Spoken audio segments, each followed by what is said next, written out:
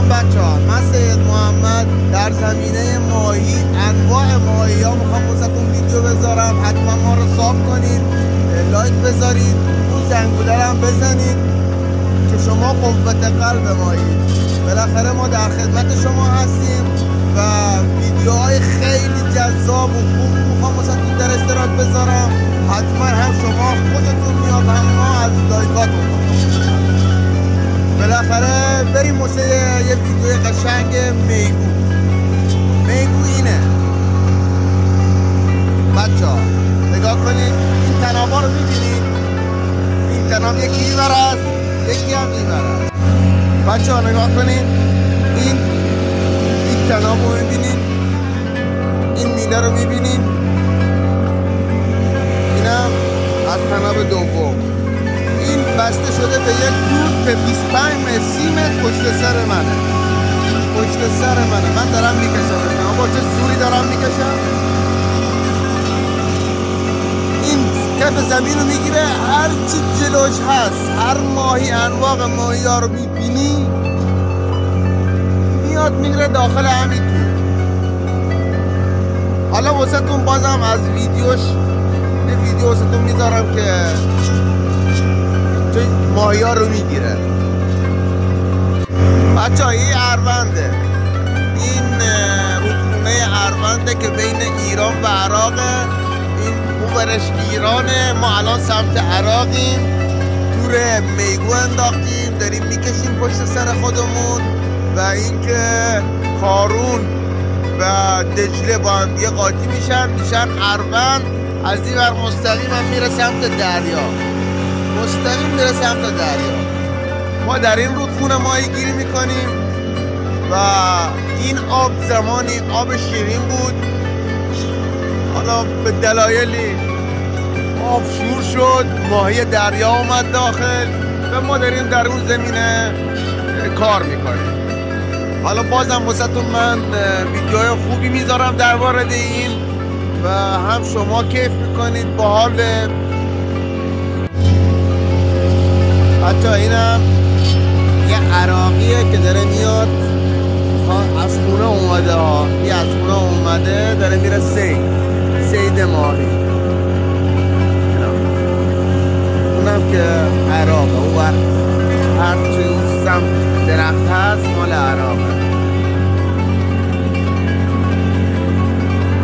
اینم ایرانه، اونم ددبان ایران. بچه اینم گرازه که از مرز عراق داره میره تو مرز ما. اینم میدونه گرازه.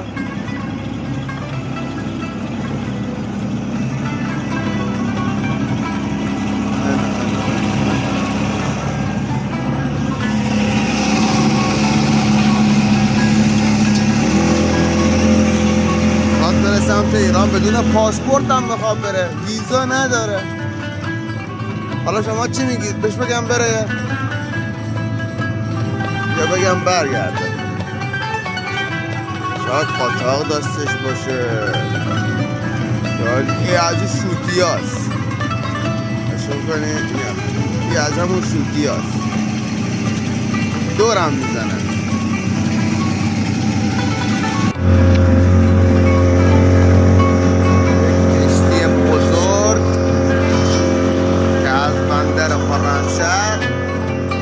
خارج شده داره میره به سمت حالا یه بندر یا خارجی یا داخلی.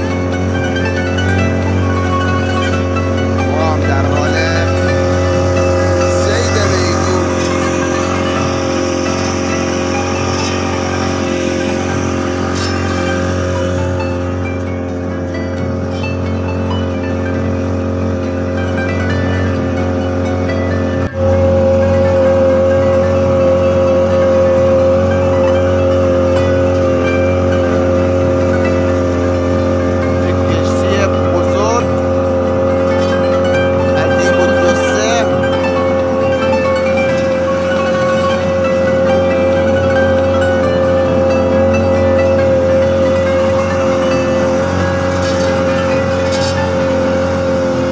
بچه ما این تور میگو رو جمع کردیم. این تور میگوه، این تور اینم دوتا در موردش بیشتر حرف میزنم و اینم سیدیه که ما سید کردیم.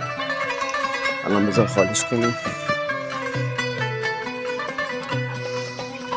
بله بچه ها، اینم خالی کردیم.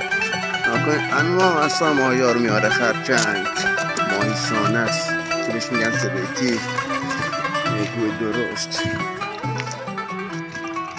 انواع اقسام. این ماهی ریزایی که میبینید، این ماهی ریزا اینا نه خورده میشه نه چیزی، اینا معمولا حرامه. اینا رو ما میندازیم، مثل این کیلو میندازیم. این ماهی شانک بزرگا رو نگه میداریم واسه فروش و اینکه این میگو درشت‌ها رو نگه میداریم واسه فروش. بالاخره همه چی باهاش میاد، همه چی باهاش میاد. خب بچه ما الان باید این ماهی ریزا رو، مثل این ماهی ریزا رو باید از این میگوها جدا کنیم.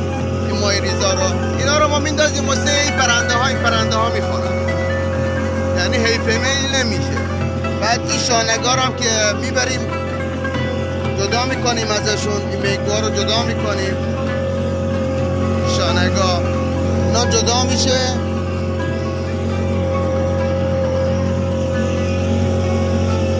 جدا میشه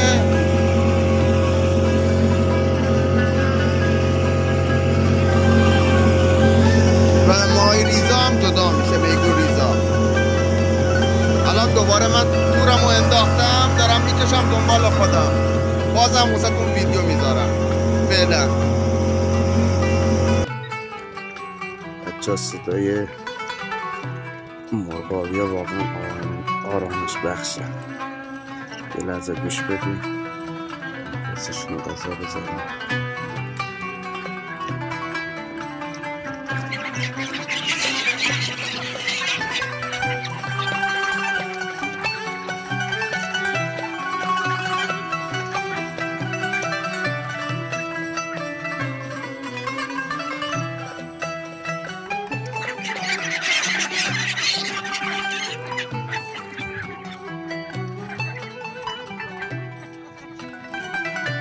همشون دور منو گرفتن که غذا بخورم. خب بچه ها، اینم تمیز کردیم، ماهیای ریزو ازش جدا کردیم. اینم خالص میگو و اینم همون ماهی ریزایی که داخلش بود و اینم میگو درشتاش و ماهی ها. به این میگم ماهی بیا.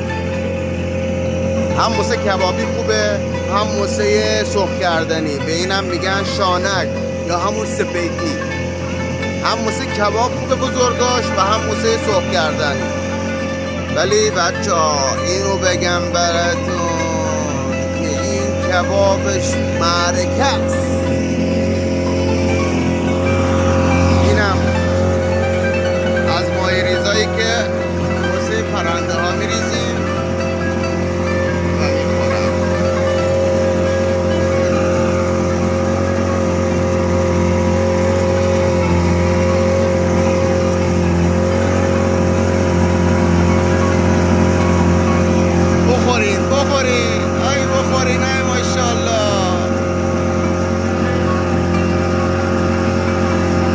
بچه ها امروز هم به اتمام رسید. ویدیو قشنگی گرفتیم و دوست دارم که شما هم پسندیده باشید.